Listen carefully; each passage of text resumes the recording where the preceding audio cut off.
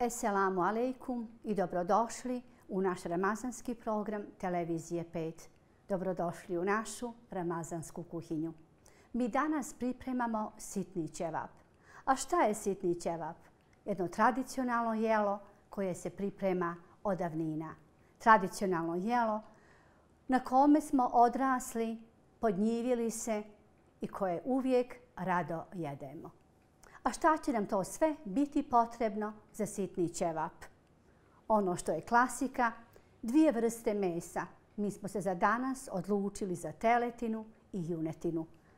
Ovo meso treba biti isjeckano na sitnije komade, sitnije od gulaša. Zbog toga se i naše jelo zove sitni ćevap. A pored mesa treba će nam i crveni luk. Mi smo narezali 3 srednje glavice. Što sitnije, to bolje. A pored luka nama će i trebati jedna dobra supena kašika pravog masla. A onda začini.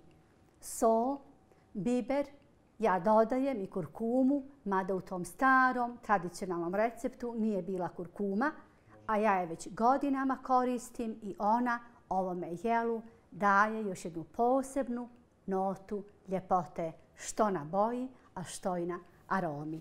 Ovdje su i nekoliko zrna bibera i neizostavna 2 lista lovora. Prije nego što krenem na posao, samo da još dodam da je sponzor naše ramazanske kuhinje firma Maksutovski i mi njihove proizvode koristimo u toku ove pripreme. Pa eto, da krenemo na posao. U ovu tavu ću staviti maslo, otopiti ga i odmah dodati meso. Bismillah.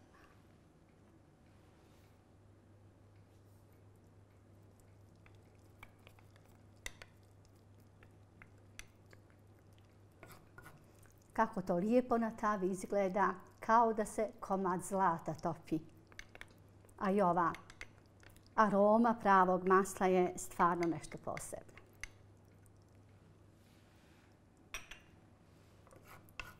Dodat ću i meso.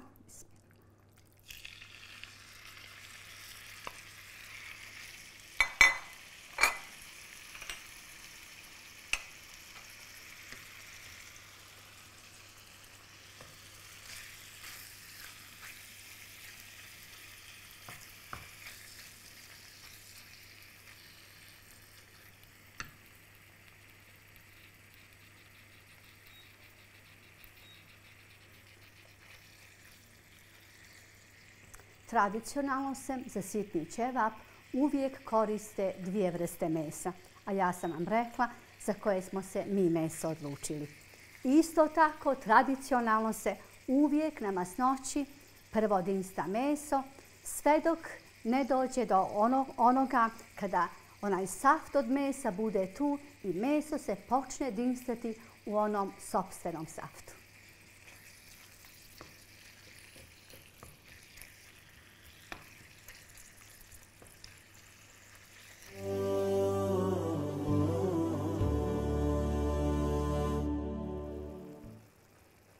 U našoj tavi sada ovi komadići mesa plivaju u ovom svome saftu, a to smo željeli postići. I pogledajte, sada se to tako lijepo vidi da je naša svaka kockica, svaki komadić mesa ima veličinu kocke šećera. I taj naš sitni ćevap takav i treba da bude. I dok se sve ovo dešava, vidite kako to lijepo sve ključa. Sobom se šire posebni mirisi i to je ono znači što nas vraća u djetinjstvo i ta najljepša vremena kada smo jeli najkvalitetnije meso.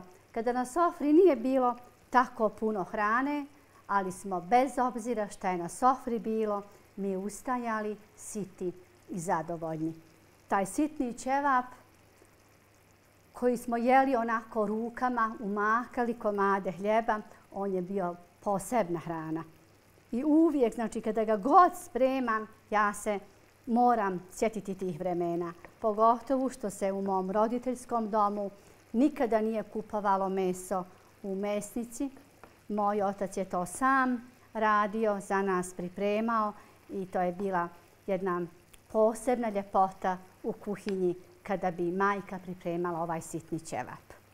Ja ću sada dodati luk i onda će se kratko luk i meso zajedno dinstati, pa ću dodati začine i sve ostaviti da se to tako lagano prži, s tim što ću stalno biti tu i paziti onog momenta kada nestane ovog soka od mesa.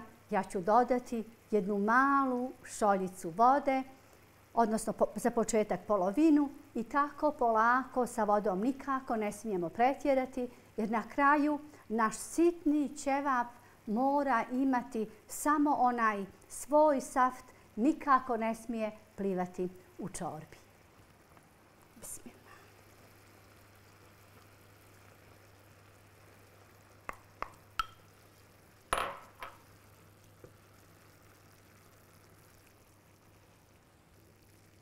Ovo ćemo ostaviti ovako još nekih par minuta, sve izmiješati, a nakon toga dodati začine.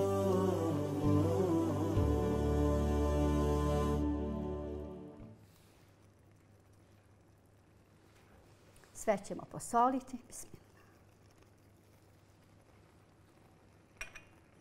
Dodati biber i kurkumu.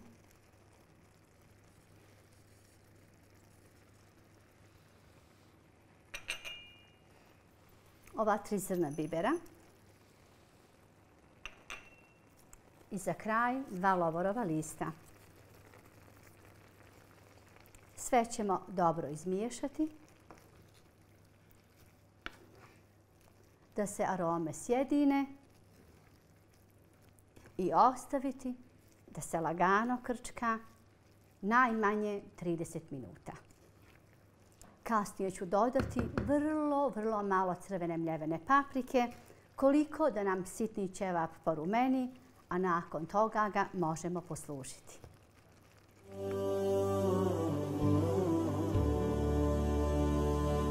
Naš sitni ćevap važi za jednostavno jelo. Međutim, domaćica mora stalno biti tu i pratiti te neke 2-3 faze i sve raditi onako kako smo mi to u početku već objasnili. I evo nas sada kod onog momenta kada su se luk i meso tako fino sjedinili i kod momenta kada ovako povučemo kašikom, a iza kašike ostaje čist trag. To je znak da su se i meso i luk dinstali u tom sopstvenom saftu, znači bez vode, bez nekih dodataka, i to je to. To je znak da je naš sitni ćevap gotov. I ono što ću na samome kraju učiniti jeste, ja ću dodati vrlo malo crvene mljevene paprike, koliko da se naš ćevap zarumeni. A nakon toga ćemo ga poslužiti. A da dodam, kada smo već kod posluženja, tradicionalno se sitni ćevap služio.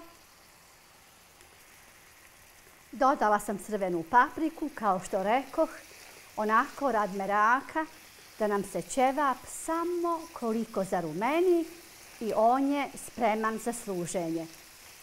Da dodam da se on tradicionalno jeo sa komadom pogače ili domaćeg hljeba ili ovako tokom mjeseca Ramazana sa komadom toplog somuna. Mi ćemo ga danas jesti sa bulgurom. To je nekako nama u zadnje vrijeme najdraža kombinacija. Baš se po meraku najedemo.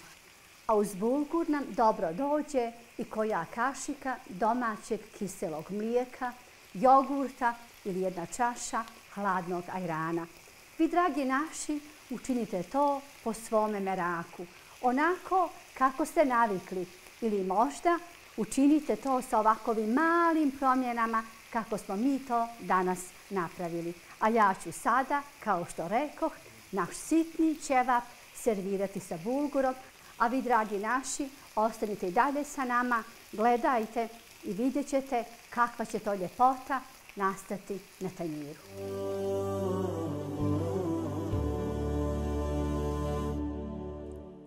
ovaj naš sitni ćevap, osim što je obrok, on predstavlja i priču o tradiciji, mirisima koji su grijali domove i zajedničkim trenucima za sofrom.